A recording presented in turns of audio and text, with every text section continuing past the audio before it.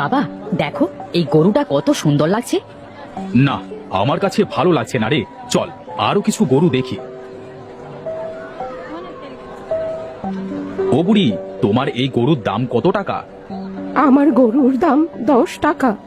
কি বলছো বুড়িমা, এই গরুর দাম 10 টাকা? এই হাসবি না কিন্তু বললাম, নিতে হয় নে, না হলে ভাগ এখান থেকে।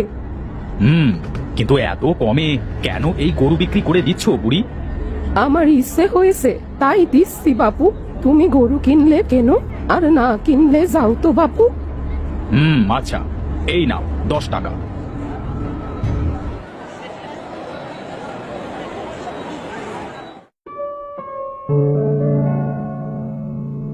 এই ওঠ ওঠ বলছি, ওঠ। চল বাড়ি চল। আহা, এত টানাটানি করছো কেন শুনি?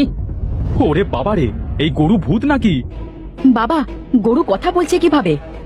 আরে ভয় পাওয়ার কিছুই নাই, বসো বসো, একটু জিরিয়ে নি, তারপর তোমার বাড়িতে যাব।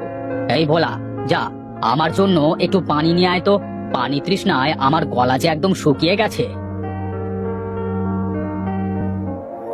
আচ্ছা, তুমি কথা বলছো কিভাবে? আমি কথা বলতে পারি জন্ম থেকে, ওই বুড়ি আমায় কথা বলা শিখিয়েছে। কিন্তু বুড়ি তো তোমাকে বিক্রি করে দিল। ও, এই কথা। ওই বুড়ি আর বেশি দিন বাঁচবে না, এই জন্য আমাকে 10 টাকায় বিক্রি করে দিয়েছে। তুমি জানলে কেমন করে ওই বুড়ি বেশি দিন বাঁচবে না? আমি জানি, সব জানি, আমি যে ভবিষ্যৎ জানি। কি, তুমি ভবিষ্যৎ জানো? হ্যাঁ, আমি ভবিষ্যৎ জানি, আর এটাও জানি এখন ভোলা আমার জন্য জল আনছে, আর সেটা লাল পাত্রে করে। এই নাও জল। কি হে নিতাই, এইভাবে কি দেখছো? দেখলে আমি ওকে পানি আনতে বলেছিলাম, আর ও জল আনলো। হ্যাঁ হ্যাঁ নয় হ্যাঁ। চলো হে নিতাই, তোমার বাড়িতে এবার যাই।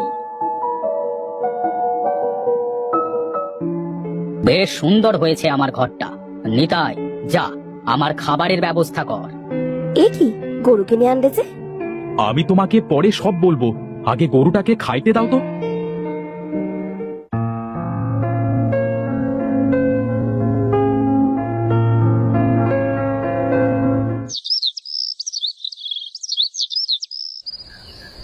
কি বলছো নাকি, সত্যি নাকি?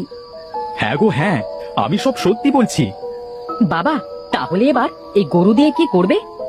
শোনো, আমার মাথায় একটা বুদ্ধি এসেছে। কি বুদ্ধি বলো শুনি।